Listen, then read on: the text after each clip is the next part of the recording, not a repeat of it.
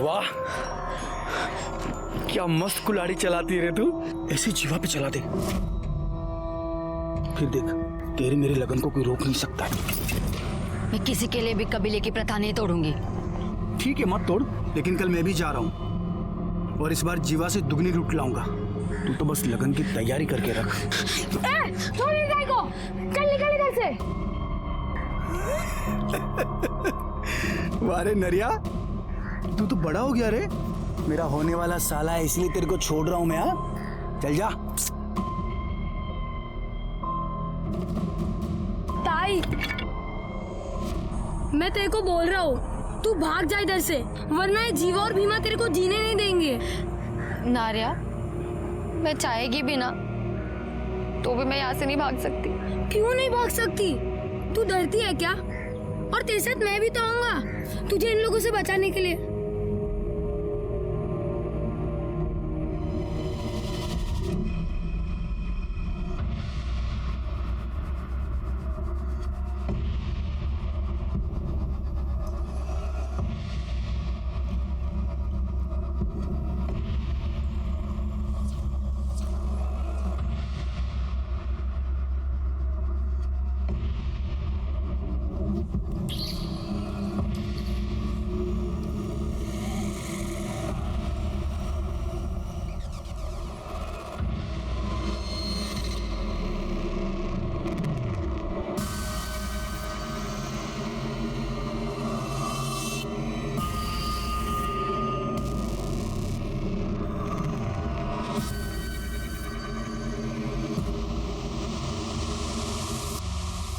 Clear होते आपका काम हो जाएगा। ठीक है, मैं कॉल करता हूं आपको। ओके।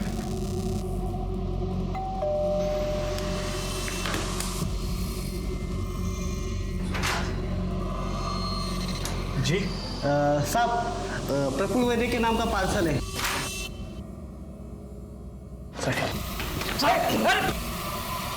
अरे कौन है आप लोग? अरे चुप! ये क्या कर रहे हो? अरे काम ना कर।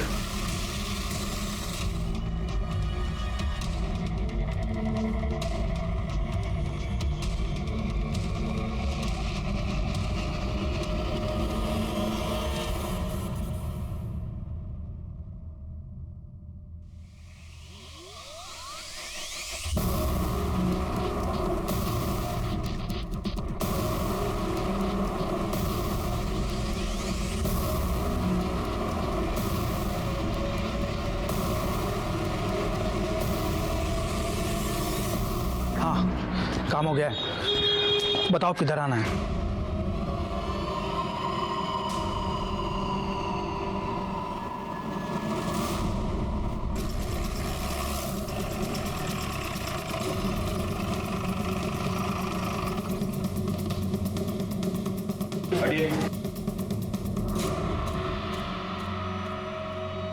सर, प्रफुल्ल वैद्य की बॉडी अंदर बेडरूम में है।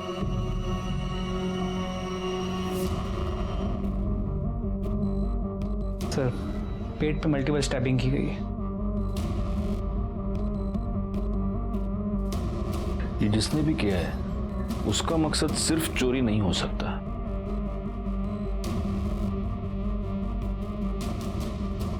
सर, ये विक्टिम की वाइफ है, मंजरी वैद्य, सदमे में।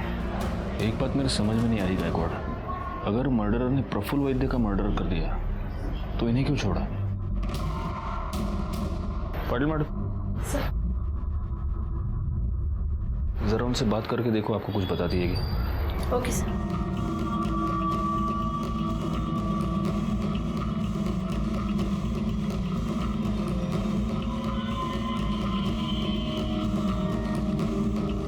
सर, पूरा घर चेक किया पर मर्डर वेपन नहीं मिला।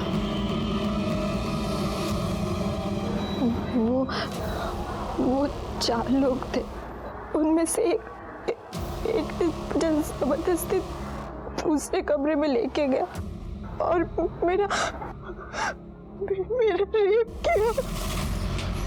मर गया। सोना, ले जाऊं जा, जाऊं।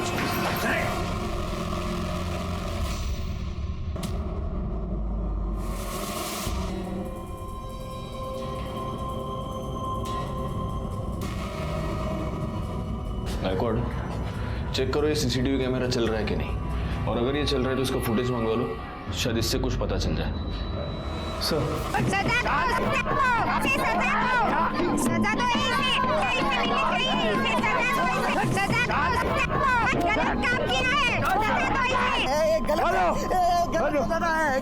दादा, ये पापी, इसने अपने कबीले की प्रथा को तोड़ा है दादा। ऊंचा भाई वाली इसने बलात्कार किया है, इसको सजा मिलनी चाहिए दादा। मारो इसको, मारो। अरे सब सजा मेरे को ही दोगे क्या? अरे मेरे को सजा दोगे तो इस भीमा को भी मिलनी चाहिए। अरे उसने भी उस औरत के पति को मारा है ना, तो वो भी पापी है ना। एक बार किया, कुछ भी मत बोल। साला मैं नहीं मारता उसको तो वो मेरे को मार देता। मैं जो कुछ भी किया वो अपने बचाव के लिए किया। पाप ये किया है दद्दा, उस लाचार औरत पे जबरदस्ती करके।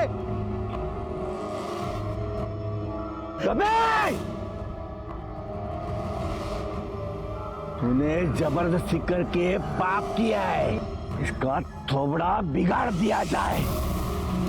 अक्का! गलत है दादा, फांसी से डाला क्यों पाला फांस?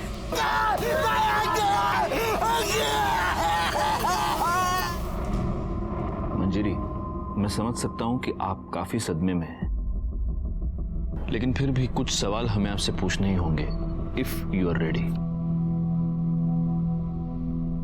आपके पति प्रफुल्ल एग्जैक्टली क्या काम करते थे? वो मनी लेंडर का काम करता था, इंटरेस्ट पे पैसा देता था। ये उस सामान की लिस्ट है जो आपके घर से चोरी हुआ था। क्या आप बता सकती हैं कि इस सामान की अप्रोक्सीमेटली वैल्यू कितनी होगी? 2 लाख कैश मिलाकर कुछ 15 लाख के आसपास का सामान होगा।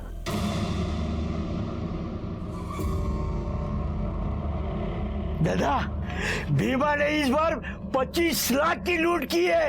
25 लाख 25 लाख। अरे तो सबसे बड़ा हाथ है किसी की हिम्मत है कोई भीमा से सबसे बड़ा हाथ मारने की? है कोई अपने कबीले में जो सबसे बड़ा हाथ मारेगा वो कामदा से शादी करेगा? है कोई अपने कबीले में, है क्या? शाबाश शाबाश भीमा, शाबाश। दद्दा, कामदानी जीवा कुठे गेले? दोनों दिख नहीं रहे। हाँ? कुठे गेले दोनों? कामदा, जीवा, जाओ उन दोनों को ढूंढ के लेके आओ। चलो बे, चलो साथ में चलो। आपको किसी पर शक कोई है जो आपके साथ ये सब कर सकता है या करवा सकता है? सर, प्रफुल्ल ने काफी लोगों को पैसा दिया था, पर उनमें से 3 क्रेडिटर्स ऐसे थे जो पैसे वापस करना तो दूर की बात, वो इंटरेस्ट भी नहीं दे रहे थे। कौन है ये 3 लोग? दिवाकर और मंदा राउत, जिन्होंने घर खरीदने के लिए पैसे लिया था। दूसरा कमलेश अग्रवाल, जिसने बिजनेस के लिए पैसे लिया था। और तीसरी वो कमीनी पूनम चोपड़ा, जिसके साथ प्रफुल्ल का अफेयर चल रहा था। आपको कैसे पता कि आपके पति का उसके साथ अफेयर चल रहा था? क्योंकि वो दोनों रात भर फोन पर लगे रहते थे।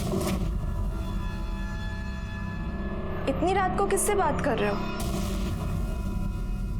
जब भी पूछती थी हमेशा उल्टे सीधे जवाब देता था या टाल जाता था। फिर तो उसने घर लेट आना शुरू कर दिया।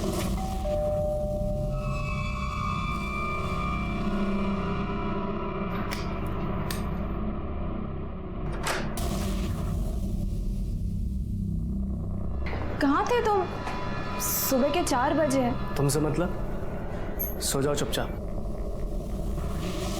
उसके बाद तो उसने मुझसे सीधे मुंह बात तक करना बंद कर दिया था।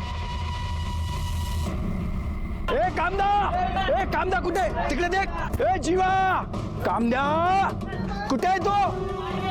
ए कामदा, क्या है रे? क्यों चिल्ला रहे हो? चल हट। ए मांग लिया साला कुतरिया। क्या हुआ? बाहर आ। क्या कुटे कामदा कुटे? मेरे को नहीं मालूम। साले तू ही पकाया ना उसको? नहीं तू पकाया ना? मेरे को नहीं कुछ मालूम। अब देख पंचायत में दद्दा तेरे को क्या सजा सुनाते हैं। चल ए मांग लिया कुटे तुझी मुलगी, कुटे तुझी मुलगी। अरे बीमा मैं तेरे को बोला ना, मेरे को नहीं मालूम, मेरे को नहीं मालूम। साला जीवा मेरे को हरा नहीं सका तो धोखा किया मेरे को, कबीले की प्रथा को तोड़ा। नहीं छोड़ेगा नहीं मैं उसको, काट डालेगा मैं उसको, काट डालेगा मैं। छोड़ मेरे पापा को। मेरे पापा ने कुछ नहीं किया, वो जीवा ही ताई को भगा कर लेकर गए। कुटे तुझी ताई, कुटे तुझी ताई। नहीं मालूम, मेरे को नहीं मालूम। इसको नहीं मालूम। काट डालेगा मैं, काट डालेगा मैं, काट डालेगा मैं, काट डालेगा मैं, काट डालेगा साले को।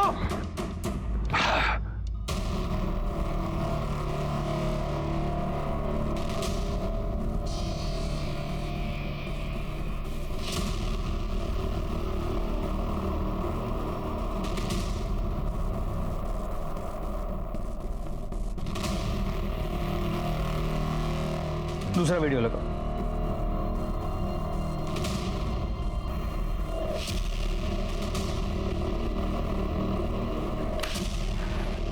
सर ये दोनों चोरियां एक ही तरीके से की गई हैं। ये मंजरी के घर पे और वाशी के सेक्टर 8 में 1 महीने पहले। और इस केस में भी घर में एक औरत मौजूद थी, लेकिन उसके साथ किसी ने भी कोई बदतमीजी नहीं की। इन दोनों केसेस में चोरों का हुलिया और मोडस ऑपरेंडी अमरनगर के पास के जंगल के आदिवासियों का है। एक बात सोचने वाली है गायकवाड़, इस पहले वाले वीडियो में जब ये लोग अंदर घुसे, इस बंदे ने जो घर में है इसने प्रोटेस्ट करने की कोशिश की, लेकिन फिर भी इन लोगों ने उसके साथ कुछ नहीं किया। जबकि यहाँ पर मंजरी ने ये कहा था कि प्रफुल्ल ने अपने आप को सरेंडर कर दिया था, लेकिन फिर भी उसका मर्डर हो गया। यहाँ पर भी एक औरत मौजूद थी, लेकिन उसके साथ कोई बदतमीजी नहीं हुई, कोई छेड़खानी नहीं हुई, जबकि वहां पर मंजरी के साथ रेप हुआ है। मतलब आप कहना चाहते हैं कि ये दोनों काम अलग अलग गैंग्स का है? हाँ, ये गैंग्स भी अलग अलग हो सकते हैं और इनके लीडर्स भी। अब हमें वहीं चलकर देखना होगा कि इन लोगों ने आखिर कितने गैंग बना रखे हैं।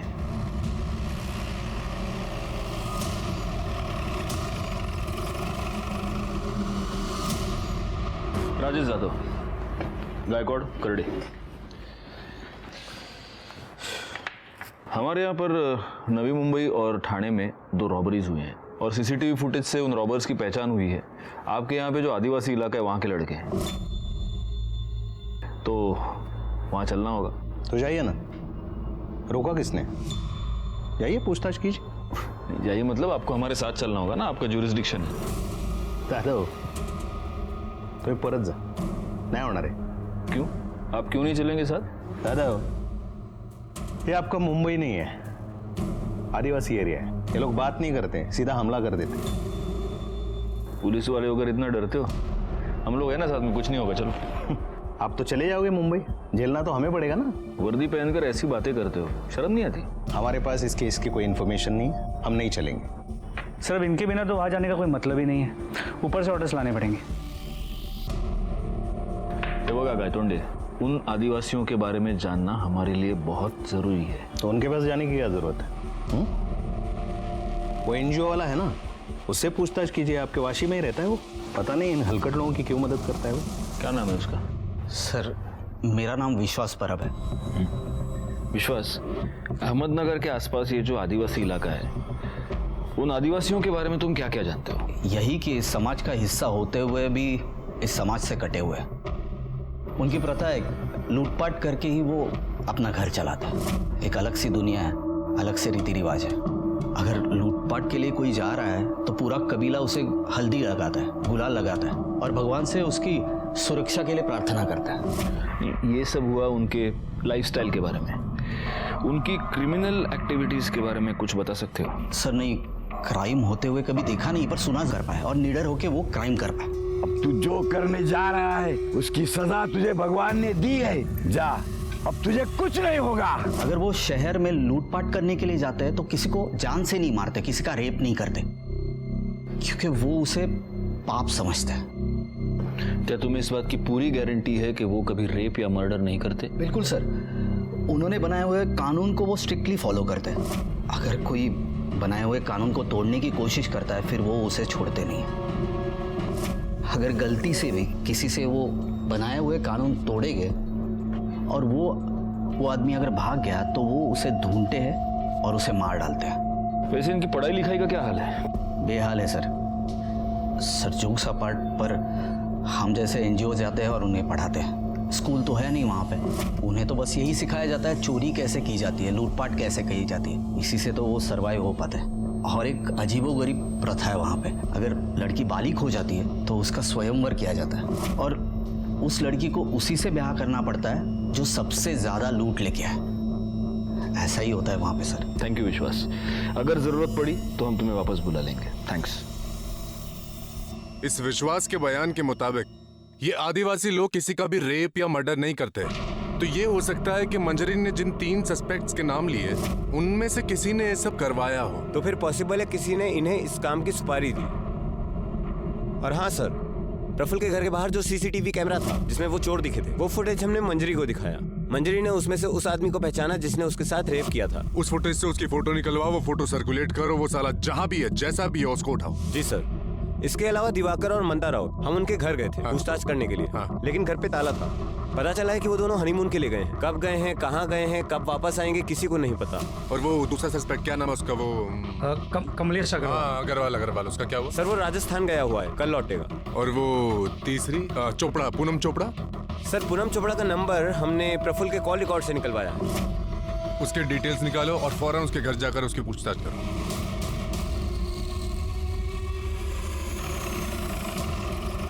सर मंजरी झूठ बोल रही है। उसे अच्छी तरह पता है कि प्रफुल्ल मेरे भाई जैसा है। और सर अफेयर प्रफुल्ल का नहीं मंजरी का चल रहा है। मंजरी का अफेयर किसके साथ? सर ये तो नहीं पता, पर मैंने सुना है कि मंजरी का किसी के साथ अफेयर चल रहा है। मतलब आप अफवाहों की बात कर रही हैं, लेकिन हमें मंजरी ने कंफर्म बताया है कि तुमने प्रफुल्ल से लोन लिया था। अरे मैंने प्रफुल्ल से 1 रुपए तक नहीं लिए, तो लोन तो दूर की बात है। और सर मेरा बिजनेस अच्छा चल रहा है, मैंने उससे कोई पैसे नहीं लिए और उसके मर्डर में मेरा कोई हाथ नहीं है। बल्कि मुझे तो लगता है कि मंजरी ने ही उसे मरवाया है। वैसे भी जीना हराम करके रखा था प्रफुल्ल का उसने।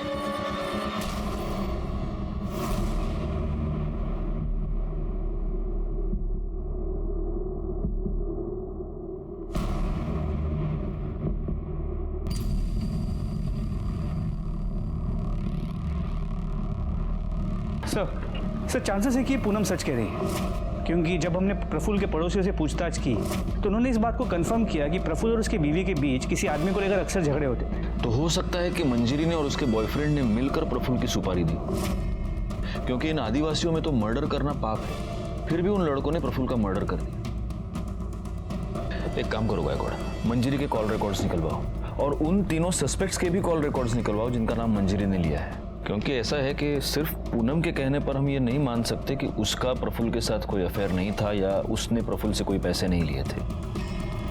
सर सेक्टर 8 के पीछे नदी के पास एक लाश मिली है।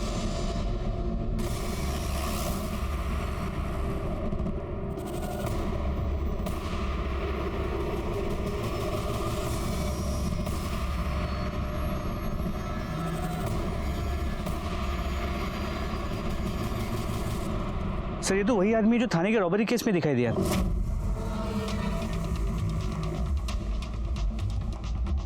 सर हमने पूरा एरिया चेक किया, लेकिन कहीं भी फोन, आईडी और मर्डर वेपन नहीं मिला। बॉडी को पोस्टमार्टम के लिए भेज दो।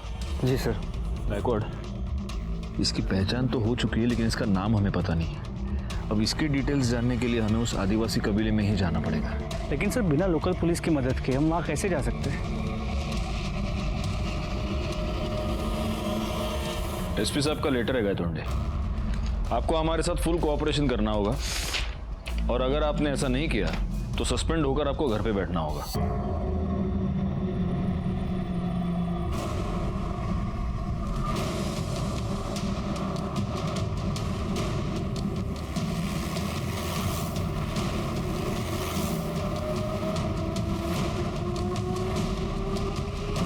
पुलिस?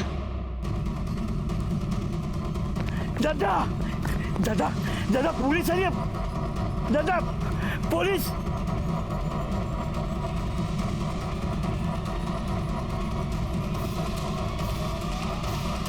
रुक जाओ साहब।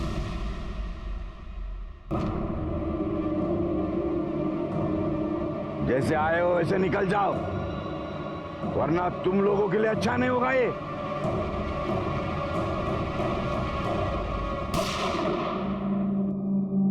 मेरा निशाना चूका नहीं है।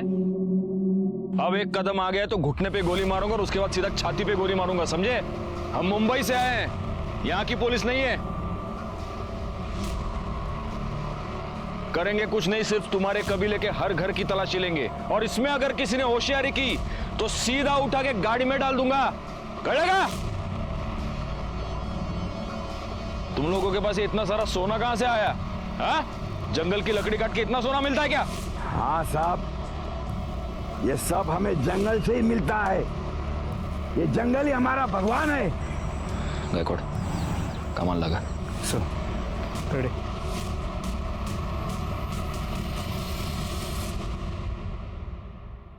हाँ?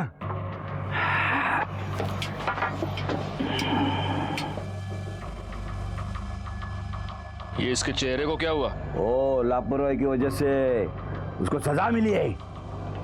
गरम तेल उसने अपने थोपड़े पे डाल लिया है। सर, बहुत सामान मिला है।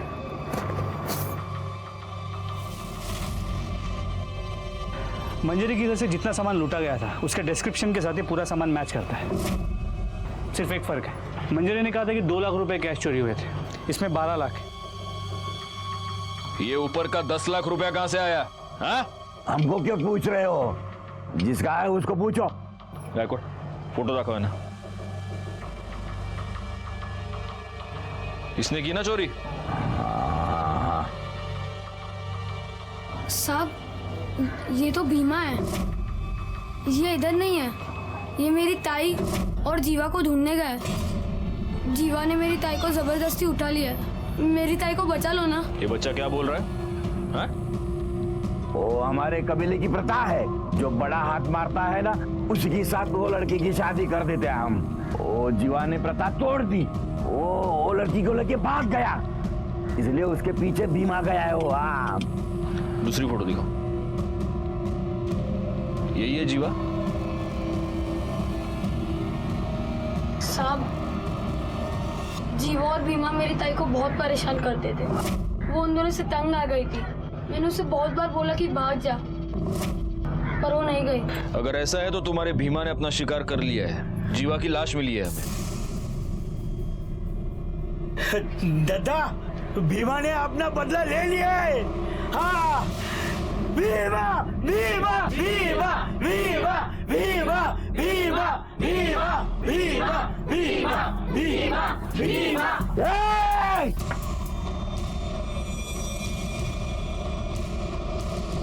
अभी आपको जो पूछना था वो पूछ लिया, इससे ज्यादा हमें कुछ पता नहीं। जाओ जाओ, यहां से जाओ। मैंने अपने करियर में बुरी से बुरी, खतरनाक से खतरनाक जगहों पर रेड्स किए हैं, लेकिन इन आदिवासियों को कन्फ्रंट करना सबसे खतरनाक था। किसी भी पल कुछ भी हो सकता था। लेकिन ये रिस्क उठाना बेकार नहीं गया, क्योंकि इस रेड के दौरान 2 बहुत जरूरी क्लूज हमारे हाथ लगे। सबसे पहला क्लू ये कि एक्स्ट्रा 10 लाख रुपए भीमा को प्रफुल्ल की सुपारी के तौर पर दिए गए थे, और दूसरी बात ये कि शायद भीमा ने ही जीवा का मर्डर किया था और शायद कामदा का भी। अब सवाल ये था कि भीमा को प्रफुल्ल की सुपारी किसने दी? कमलेश अग्रवाल अपने आप को बेगुनाह पहले से ही साबित कर चुका था। प्रफुल्ल की पत्नी मंजरी का करण ग्रोवर नाम के एक बिजनेसमैन के साथ अफेयर था। तो क्या करण ग्रोवर ने ही प्रफुल्ल की सुपारी दी थी? क्या मंजरी पर रेप की बात झूठ थी? क्योंकि मंजरी की मेडिकल रिपोर्ट में रिसेंट सेक्स का कंफर्मेशन तो था, लेकिन सीमेन नहीं मिला था। जीवा की पोस्टमार्टम रिपोर्ट के मुताबिक उस पर किसी धारदार हथियार से कई बार वार किए गए थे, जिसकी वजह से उसकी मौत हुई थी। इन दोनों केसेस से जुड़े कई सारे सवाल थे, लेकिन इन सारे सवालों के जवाब शायद सिर्फ भीमा के पास थे, और भीमा कहां था, इस बात का जवाब किसी के पास नहीं था।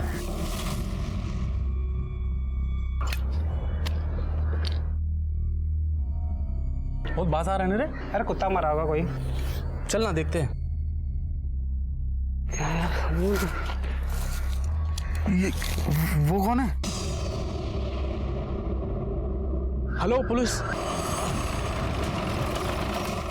सर बॉडी इस तरफ।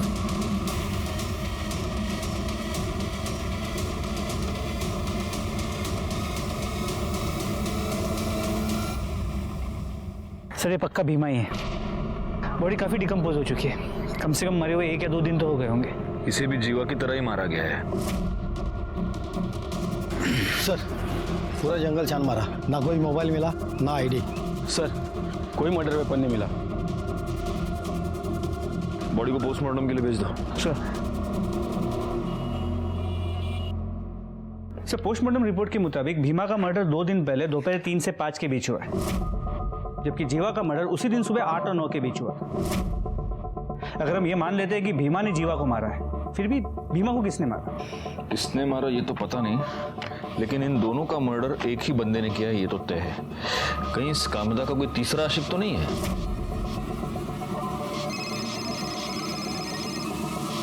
सर कांस्टेबल वाघ। स्पीकर। बोला वाघ।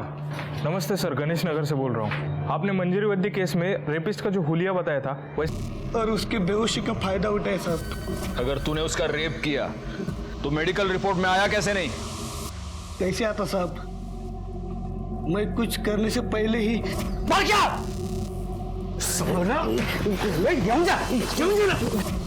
उसके अगले दिन आप सब लोग कबीले में आए, आपने मेरे को पहचान नहीं, तभी मैंने सोचा कि दूसरा किधर जाके अपनी जिंदगी नई तरीके से शुरू करूं। तू नई जिंदगी की शुरुआत करने नहीं गया था, तू भीमा का खून करने गया था। क्या भीमा मर गया? किसने किया साहब? तू हमको सवाल नहीं पूछेगा, हमको पता है भीमा का मर्डर तू नहीं किया है। नहीं सर। बता कामदा किधर है? नहीं साहब, मैंने कुछ नहीं किया साहब, मैंने भीमा का मर्डर नहीं किया साहब। साहब मेरे को सच्ची नहीं पता है कामदा किधर है साहब, सच्ची नहीं पता। रिकॉर्ड। सच में ये लोग बड़े सख्त होते हैं। नहीं साहब। करडे फोड़ून टाकायला। साहब लग रहा है साहब। मंजरी सच बोल रही है। इस बारके ने सच में उस पर रेप अटेम्प्ट किया था। इसका मतलब मंजरी ने या उसके बॉयफ्रेंड ने प्रफुल्ल की सुपारी इन लोगों को नहीं दी थी। सर करण गोवा की मैंने बैंक डिटेल चेक की है, उसमें एक इंपॉर्टेंट बात सामने आई है।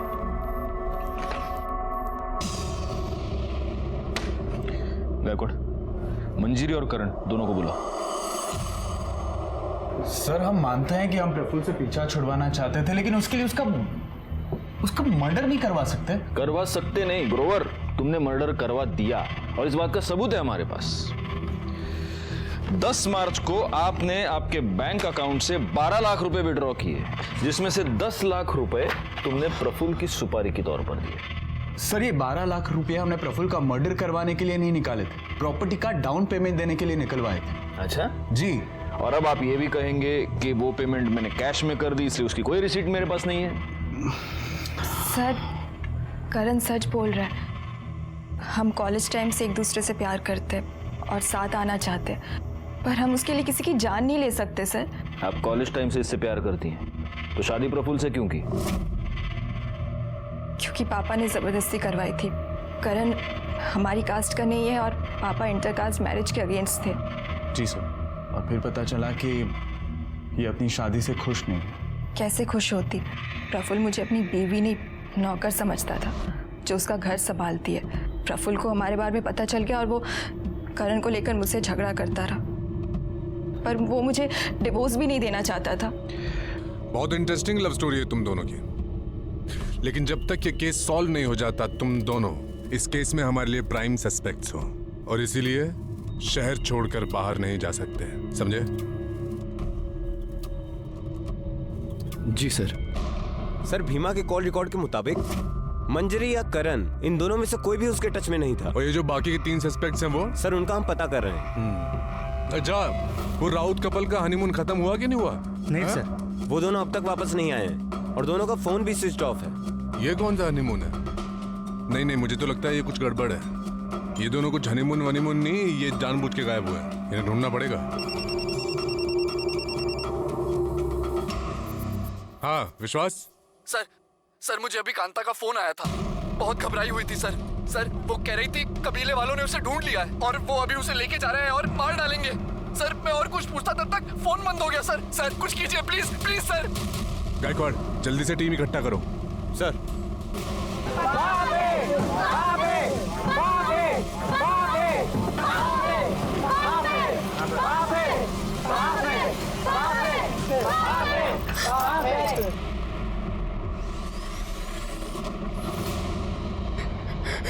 कामदा, तूने जीवाजी के साथ भागकर अपने कबीले की प्रथा तोड़ी है।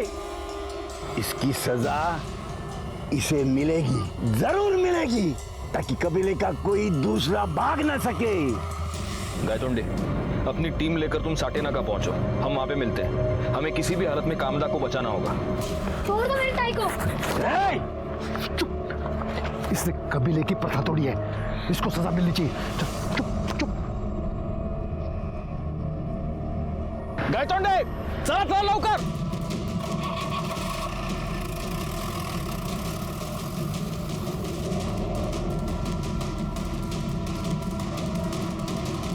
इसका चेहरा ही नहीं, पूरा शरीर बिगाड़ दिया जाएगा, ताकि अपने कबीले का कोई भी लड़का इसी सुंदरता की चक्कर में ना पड़े। अक्का! बाबे, बाबे, बाबे, बाबे। चलो पीछे पीछे हटो, ठोक दूंगा ना जाकर को, हटो। चलो।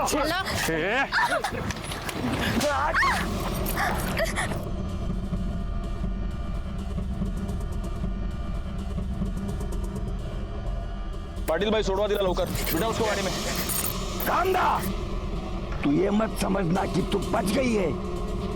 तुम्हें कहां से भी हम उठा के लेके आएंगे, ताकि तूने किए की सजा तुझे।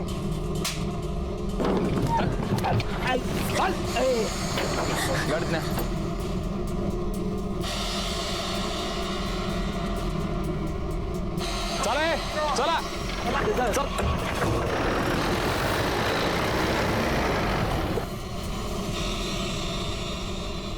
जब जीवा को पता चला कि भीमा ने उससे भी बड़ा हाथ मारा है, तो मुझे जबरदस्ती अपने साथ मुंबई ले आया। यहाँ पर कहाँ रखा था उसने तुम्हें? क्या वाशी में कोई खोली थी, वहाँ लेके गया मुझे। बोला अगले दिन ही लगन बनाएगा मेरे साथ। मैंने उसको मना किया, उसको बोला ये सब गलत है, तो उसने मेरे साथ जबरदस्ती की, मेरे को चुप करा दिया। अगले दिन वो तैयारी करने गया, फिर लौटा ही नहीं। और उसी दोपहर को भीमा वहाँ आया, बोला कि जीवा का किस्सा खत्म, अब वो कभी वापस नहीं आएगा और अब वो मेरे साथ लगन बनाएगा। शाम को वो कहीं गया और वो भी वापस नहीं आया। मैं तब से वही बंद थी। तुमने आसपास किसी से मदद मांगने की कोशिश की? हाँ साहब, मैंने मांगी ना, मैंने दरवाजा पीटा, आजू बाजू के लोग आए और मुझे दरवाजा तोड़ के बचा लिया। तुमने पुलिस को फोन क्यों नहीं किया? साहब मैं डर गई थी, मुझे कुछ समझ में नहीं आ रहा था मैं क्या करूँ, किसके पास जाऊँ। मैं एनजीओ वाले साहब के पास गई, लेकिन कबीले वाले आके मुझे वहां से पकड़ लिया और अपने साथ ले गए, जहाँ से आप लोगों ने आके मुझे बचा लिया। साहब आपका बहुत मेहरबानी, आप सबका मेहरबानी। लेकिन दद्दा और वो भीमा मेरे को नहीं छोड़ेंगे, आप मुझे वहाँ पे वापस मत भेजना। देखो, भीमा और जीवा दोनों मर चुके हैं, और रहा सवाल तुम्हारे दद्दा का, तो उसकी उतनी हिम्मत नहीं कि वो यहाँ पर आए और तुम्हें कुछ करे। इसलिए यहाँ पर तुम बिल्कुल सुरक्षित हो, कोई टेंशन मत लो। पाटिल भाई, इसको बाहर लेकर जाओ, चाय पानी पिलाओ। वड़ा पाव खाओगी? जाओ।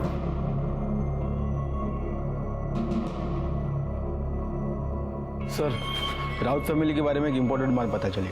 इन लोगों ने भी रॉबरी के एक दिन पहले अकाउंट से 10 लाख रुपए निकाले थे सर, लेकिन उन दोनों के फ़ोन अभी भी ऑफ है। तो हो सकता है कि प्रफुल्ल के मर्डर के साथ इनका भी कोई संबंध हो, और इसीलिए अपना फ़ोन स्विच ऑफ करके अपने ही घर में छुप कर बैठे हो।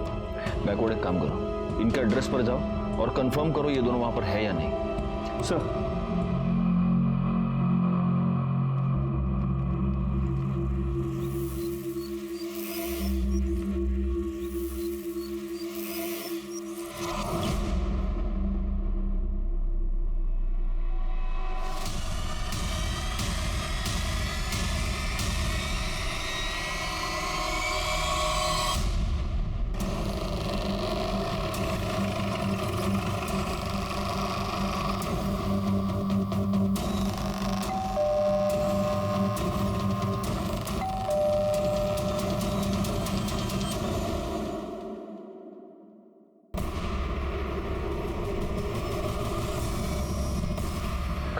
सर दरवाजा तोड़ा।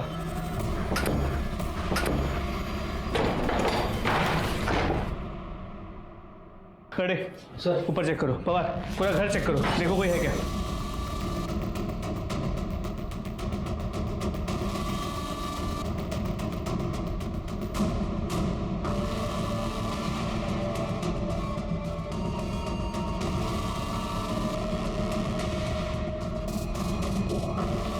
सर कोई नहीं है।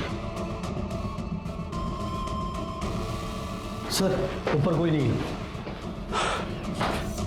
हमें थोड़ी सी देर हो गई, मुझे लगता है वो लोग अभी कुछ ही देर पहले भागे। एक काम करो, पूरा घर अच्छे से वापस चेक करो, देखो कुछ एविडेंस मिलता है क्या। सर जल्दी। उस दिन हम दिवाकर और मंदा राउत तक पहुंचने में थोड़े से लेट हो गए, लेकिन उनके घर से हमें कुछ ऐसे अहम सबूत मिले जिनकी वजह से प्रफुल्ल के मर्डर केस को सॉल्व करने की हमारी उम्मीदें बढ़ गई। इसीलिए हमने दिवाकर और मंदा दोनों के फोन्स और एटीएम कार्ड्स ट्रेस पर डाल दिए। मंजरी का रेप केस हम पहले ही सॉल्व कर चुके थे। अब बचा था भीमा और जीवा का मर्डर केस, जिनको सॉल्व करने में हमें कोई खास कामयाबी नहीं मिली थी, लेकिन हाँ, कामदा को बचाने में हम जरूर कामयाब हुए थे। हम हर तरह से इस केस को सॉल्व करने के लिए हाथ पैर मार रहे थे, तभी इस केस ने एक बहुत ही अनएक्सपेक्टेड और बहुत ही शॉकिंग टर्न ले लिया। चली गई? ऐसे कैसे चली गई? पाटिल मैडम, मैंने आपको बोला था उस पर नजर रखने के लिए। सर मैंने उसको इधर ही बिठा के रखा था और स्टोर रूम में गई थी मैं फाइल लाने, वापस आके देखा तो वो इधर नहीं थी। ठीक है, चलो चलो सीसीटीवी फुटेज चेक करते हैं। एक मिनट, ये कौन है?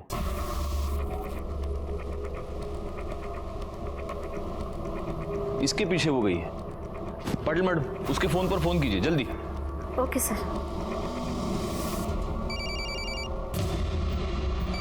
बार देखिए इमीडिएटली। तुम तक बाहर के कैमरे का फुटेज प्ले करो।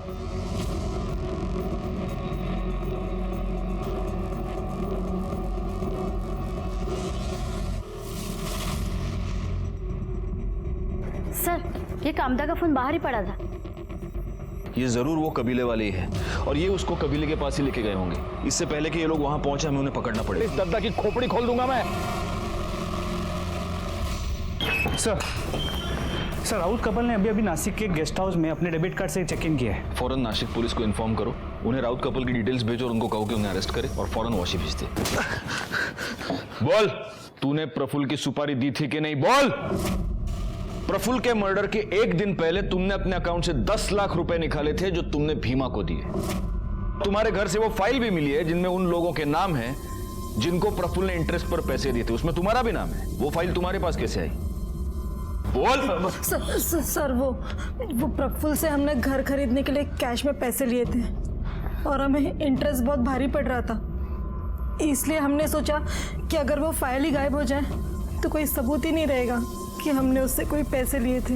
हाँ साहब, मुझे पता चला कि कोई ट्राइबल गैंग है। मैंने उनमें से भीमा का नंबर निकाला और उसे प्रफुल्ल के बारे में बताया कि वो वहाँ से अच्छी खासी रकम लूट सकता है और अगर वो प्रफुल्ल को मार के मुझे ये फाइल दे देगा तो मैं उसे 10 लाख दूंगा। उसने यही कहा साहब। काम हो गया, बताओ किधर आना है। गायकवाड़, प्रफुल्ल के मर्डर के जुर्म में इन दोनों को अरेस्ट करो। सर कामदा के फोन से हमें एक इंपॉर्टेंट लीड मिली है।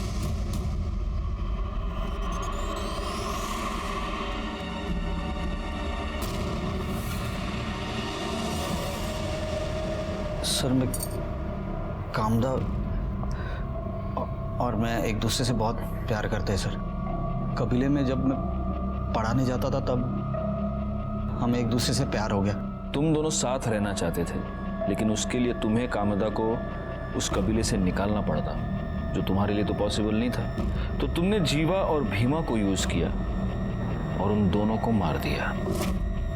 नहीं सर मैंने किसी को नहीं मारा है। आपको कोई झूठ बोल रहा है सर। ये जब 13 मार्च को मेरे घर पे आई अचानक तो अरे कामदा तुम अचानक से क्या हुआ? वो सब मैं बाद में बताती हूँ, अभी हमें यहाँ से भागना होगा। तुम चलो अभी। भागना होगा? क्या बोल रही हो तुम? ये तो खून के दाग है। तुम ठीक हो? तुम्हें कुछ हुआ नहीं है ना? हाँ मैं ठीक हूँ। अरे वो कबीले में बकरे की बलि दे रहे थे, ये उसी का है। तुम्हारे खून लगे कपड़े हमें इसके घर से मिले, उनको हम टेस्टिंग के लिए भेज देंगे तो हमें पता चल ही जाएगा कि उस पे जो खून लगा है वो बकरे का है या जीवा और भीमा का। देखो कामदा, बचने का कोई रास्ता नहीं है, इसलिए बेहतर होगा कि तुम खुद सब कुछ कबूल करो। मारती नहीं तो और क्या करती साहब। मैं विश्वास के साथ लगन बनाना चाहती थी, पर दद्दा, पूरे कबीले वाले, जीवा, भीमा सब मेरे पीछे पड़े हुए थे, जैसे मैं कोई इंसान नहीं, कोई इनाम हूँ जिसका कोई सपना नहीं, कोई दिल नहीं। मैं ये जानती थी कि मैं कबीले से कभी अकेले नहीं निकल पाऊंगी, इसलिए जब भीमा लूट के लिए गया, मैं जीवा से बोली, जीवा मैं तुझसे बहुत प्यार करती हूँ और लगन भी करना चाहती हूँ। तू अगर मेरे साथ भागने के लिए तैयार है तो मैं ये प्रथा व्रता सब छोड़ दूंगी। फिर हम लोग दोनों भाग के नवी मुंबई आ गए। मुझे विश्वास के पास जाना था। हम ना एक काम करते हैं, एनजीओ वाली साहब की मदद ले लेते हैं, वो हमारा लग्न करवा देंगे। मैं उनसे बात कर लेती हूँ, हम कल जाके उनसे मिल लेंगे। ठीक है।